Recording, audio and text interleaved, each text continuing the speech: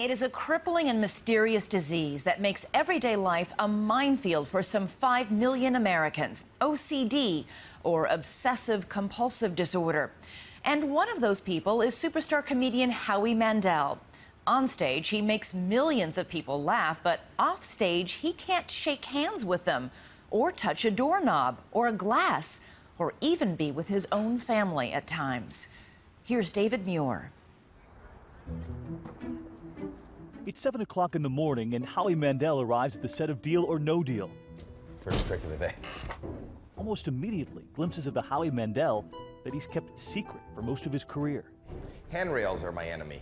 I never go near a handrail. I won't open those things. I would never serve myself.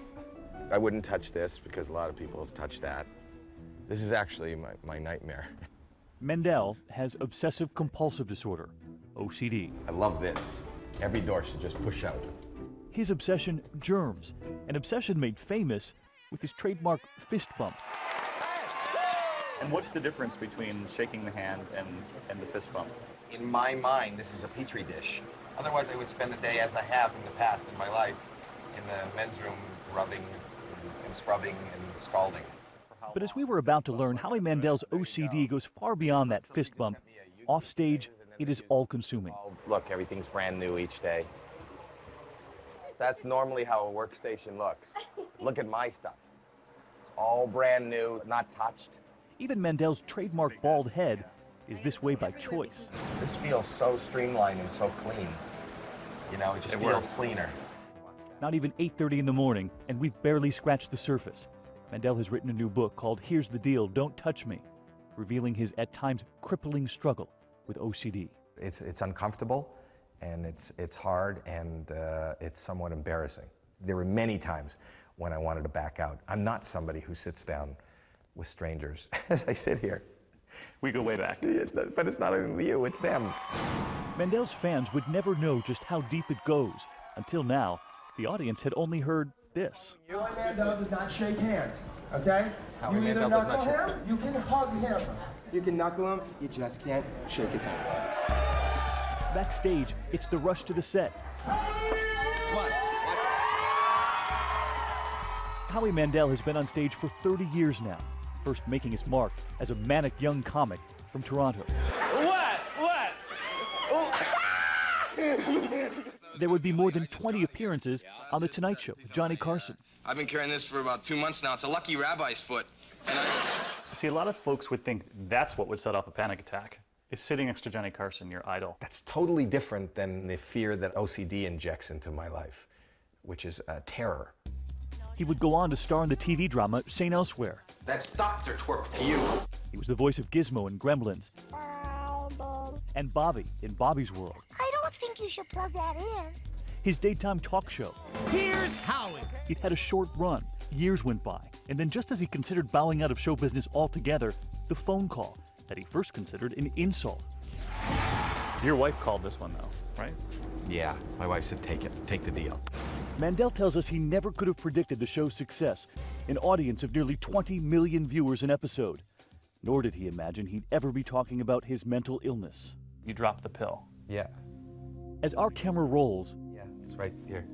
he drops the one anxiety pill he'd brought with him to the set. I don't want you to touch the floor, and I won't touch the floor. I mean, now it's coming off like crazy. But why? I'm not going to take it. To this day, Mandel is in therapy and on medication for the anxiety that comes with his OCD. He won't say which kind because he knows the millions of adults suffering from OCD are also looking for a cure-all. For him, this latest medication came after working with his own doctor and therapist. But you only brought one pill from the hotel. Yeah. So that means you'll go without it rather than have the one pill that you have. Right. This is precisely the kind of moment Howie Mandel kept secret for so many years, until he let it slip, his battle against OCD on The Howard Stern Show. You know, I've got a germ fetish. What is your big fear? You're going to get disease? You're going to get sick? Yeah. Did you want to take it back immediately? It was devastating to me. You know, I was incredibly embarrassed, and I thought I had humiliated my family, and I thought that this is going to be the end of my career because people are going to know that I do have mental health issues. It was like, what have I just done? What did I do? What did I do? It wasn't funny. It wasn't funny, but it was real. And like the 40 million American adults who suffer from anxiety disorders, Mandel's began when he was just a child. he remembers as far back as 6 years old. They would make fun of me because I couldn't tie my shoes. Well, I could, but I didn't want to touch it. But I don't want to say I'm afraid to touch it because it's dirty, so I didn't. The battle in his mind was constant. I had like a fight going on inside. Like I got to wash my hands, or I feel filthy, or I haven't spent enough time in the shower, or there's something still crawling on me. There wasn't really a point in living anymore. Mandel is aware of the children we've reported on here after documenting their struggle with OCD for more than a year. Their own fears of germs had become debilitating. Like Bridget, afraid of germs from her own family, unable to sit on the same couch as her mother. Oh, don't. Okay. There was Michelle, who spent hours in her shower under the scalding water. I pulled her out of the shower and she just sat on the floor and rocked and crying. And there was Rocco, who begs his mother to reassure him every day that he won't get sick at school. Mom, you're not. Honey, I don't know what you're saying. I don't remember what I said about the day. You'll have a great day. Why do you do this? I said a couple things. Mandel sees himself in those children. He said he was an outcast in school, his humor out of bounds. Expelled from high school, he never finished. But he would find the stage a place for his comedy, and a young woman who found his brand of humor charming. 30 years later, she sits beside him as his wife, and both remember the title of his first featured act. Borderline psychotic. When you look back at that marquee, How did they know? Yeah, exactly. do you remember the first time you saw the rubber glove? Yes. I thought he was nuts. But I thought it was hysterical.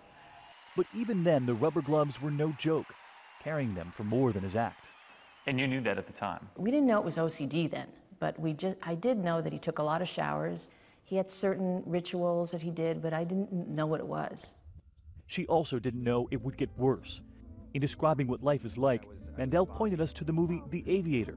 Remembering the portrayal of Howard Hughes, he said there were striking similarities. At the end, he ends up naked in a room locked away, urinating into a bottle, and he doesn't want to face the world. And I said, there are times, and I'm not exaggerating, when I'm that close to that. How many times do you think have you been that close to that scene, kind of trapped in a room?